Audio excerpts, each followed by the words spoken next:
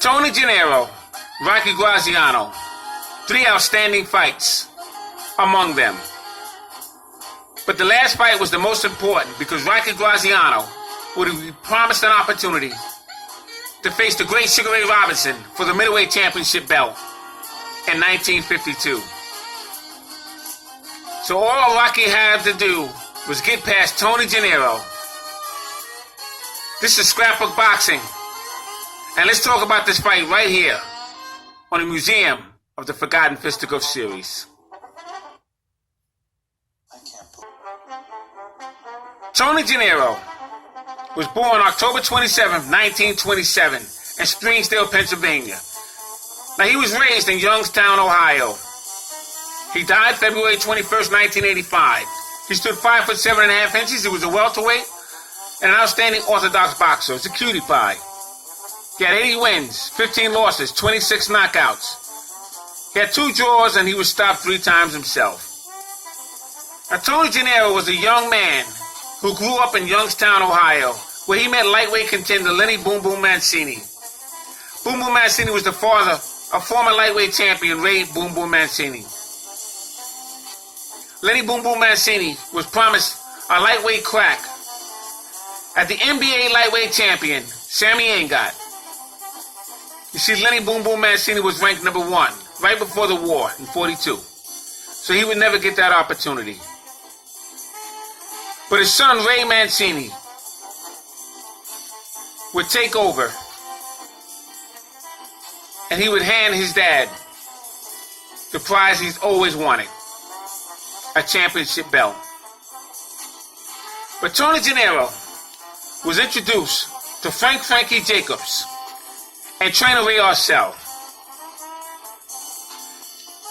He defeated Milton Bell in New York. Had 3 fights with Milton Bell. He defeated Johnny Williams 3 times. Now Johnny Williams had somewhat of a wobble to his boxing style. He would wobble as he would jab and move. Somewhat of a cutie pie. He would face Rocky Castellani, Tony Pallone, Johnny Greco. Now he faced Johnny Greco in New York. Fought him 3 times. 2 losses and 1 win. He would defeat Tony Pallone. Tony Pallone was a short, Italian, very hard-punching young man. He would face Joe Augustus, Maya Silva, Laverne Roach. Now Laverne Roach would unfortunately pass away when he faced Marcel Sedan due to brain injury. He would lose to Laverne Roach. He would also lose to Bo Jack. Bo Jack was from Augusta, Georgia. He was a lightweight champion of the world. He had 21 main event appearances at Madison Square Garden. Phenomenal fighter was Bo Jack. Tony Gennaro would also face Rudy Kessler, defeat him. Charlie Fusari from Irvington, New Jersey. He would defeat Charlie Fusari 2 separate occasions. Now his last 10 opponents were fighters such as Cuba's Kid Gavilan. He would lose to him. Fritzy Putin from Ontario, Canada. He would lose to him. Charlie Fusari, like I said, he would defeat him. Laurent Thiel, Paris, France. He would lose to him. Charlie Hums from France. He would lose to him. But during the peak of his career, he was in there with the who's who. Unfortunately for Tony Gennaro, he would run up against the Bronx Bull, Jake LaMotta. And Jake LaMotta, after speaking with his wife about why she admired Tony Gennaro so much, she said he had a handsome face. And it was Jake LaMotta's mission to destroy Tony Gennaro's face. And somewhat of that's what he did. Now he would face Rocky Graziano 3 times, 1 draw and 2 losses. Rocky Graziano. His name was Thomas Rocco Barbella. He was born on the Lower East Side of New York. January 1st, 1919. He died in the Lower East Side as well. May 22nd, 1990. Now, I met Rocky Graziano. I met Tony Zale. I met Tony Gennaro. And all of these guys were characters. Every last one of them. But I had a very good time hanging out with these guys. And Rocky Graziano was some fighter. He stood 5'7". He had a 68.5-inch reach. Total bouts, 83 fights, 67 wins, 52 knockouts, 10 losses. He'd be stopped 3 times. Twice by Tony Zale, once by the great Sugar Ray Robinson. He had 6 draws. His dad's name was Nick Bob. His trainer was Whitey Bimstein and Al Savani. Manager was Irving Cohen. Now, Rocky Graziano was a member of the International Boxing Hall of Fame. He was named Ring Magazine Greatest Hardest Puncher of all times. He was a member of the Nassau County Sports Hall of Fame. 1946, he was suspended by the New York State Athletic Commission. Failure to report a bribe attempt. 1948, Abe Green, who was the National Boxing Association president, made it well known that Rocky Graziano would be suspended from all over America's states, Great Britain, and the European boxing felt. He would also be suspended from fighting in Cuba and Canada. Now, the boxing promoter Ralph Shabani got Rocky a license in the state of Delaware, where the allegations happened. Graziano was reinstated by the NBA and a New York SAC. Graziano ran out of a fight December 1st, 1948, with a bout from Fred Parsley. It was scheduled to take place in Oakland, California. Now, he refused to take a bribe, and what got Rocky Graziano in trouble. April 9th, 1949, Jack Hurley, who was the manager of the Tigerish Vince Foster, phenomenal fighter out of New Jersey, reported a $50,000 offer for a bout with Graziano from the Tournament of Champions, which turned Graziano, who defeated Billy Arnold in New York, Madison Square Garden in 1945. Now, that report really hurt Rocky Graziano, because all while he was fighting, he was being investigated. He was being followed. You see, Rocky Graziano didn't have a very good reputation because he went AWOL from the military. And the reason why he went to the military in the first place, he escaped from prison. Rocky Graziano was something else in the streets of New York. Now, he turned up to promotional warfare with the 20th Century Sporting Clubs and International Boxing Club. Abe Green stated the suspension would be lifted from Rocky Graziano, but he had to reimburse the Oakland, California's promoter $7,200. The state of Illinois also lifted a ban from Rocky Graziano fighting in that state from his dishonorable discharge in the military. Rocky was scheduled to face middleweight champion Jake LaMotta June 28, 1950. But the fight was canceled because of a fractured hand during training.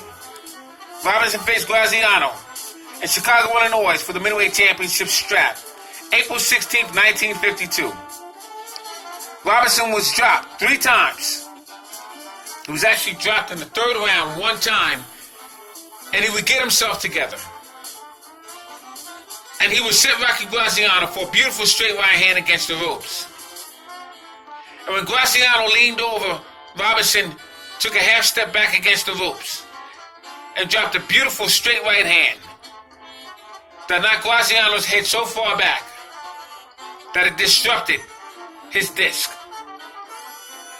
because Rocky Graziano had no movement in one of his legs. It was completely numb. That disrupted his L6, S1, C1 and 2. Rocky Graziano would never be the same again. For the rest of his life, he always had problems with one of his legs. Now, Rocky Graziano would have 3 outstanding fights with Gary Indiana's Tony Zale. The first fight took place at Yankee Stadium, September 22nd, 1946. September 27th, 1946 was some year. But that made that fight more special. July 16th, 1947, Chicago Stadium. Rocky Graziano would win the middleweight championship belt. Pull down a microphone and say, "Ma, your boy did it. Somebody up there likes me." June 10th, 1948, he would have a rematch with Tony Zale in Newark, New Jersey. Now, Rocky Graziano couldn't fight in Chicago anymore because of the suspension. But he would get an opportunity to face Tony Zale in Newark, New Jersey. Now, an old trainer of mine by the name of Paul Cavalier, he was a very good fighter himself, was the referee for that fight. And he told me all about that fight. And he told me a lot of personal details within that fight, leading up to it and after. But that would be one of the greatest 3-fight series in the middleweight division of all times. Now I have Marvin Hagler and Thomas the 8-Man Hearn is the greatest middleweight 3-round show of all times. But this fight series takes the cake. Graziano fought Sonny Horn 3 times. Harold Green 3 times. Harold Green was from Bedford-Stuyvesant in Brooklyn. And he had plenty of street fights with Rocky Graziano, out of the ring and in the ring. Graziano would face Freddie Red Crane twice. Red Crane would be the welterweight champion of the world. He would face Bernie Miller. I think I did a viewing of Bernie Miller. I showed you a profile. Type in Bernie Miller in Scrapbook Boxing, and you'll learn more about Bernie Miller. He faced Billy Arnold. Billy Arnold was an outstanding Philadelphia fighter. Marty Servo. Marty Servo was a welterweight that lost to Ray Robinson and didn't give Ray Robinson a welterweight shot. In fact, he relinquished the belt, and that's how Ray Robinson would get a chance to fight Tommy Bell in 1946 for the welterweight championship strap. But Graziano would defeat Marty Servo. He would defeat Chuck Hunter and Cecil Hudson. Had both fights at the Municipal Auditorium in Kansas City, Missouri. He would face Johnny Gecko. Chuck Davies, September 17th, 1952. And he would get that fight of a lifetime against Sugar Ray Robinson, April 16th, 1952. He would lose to Ray Robinson. His last fight would be against Chuck Davies. But let's talk about this fight that took place with Tony Gennaro. Now, Rocky Graziano would face Tony Gennaro March 31st, 1950. New York's Madison Square Garden.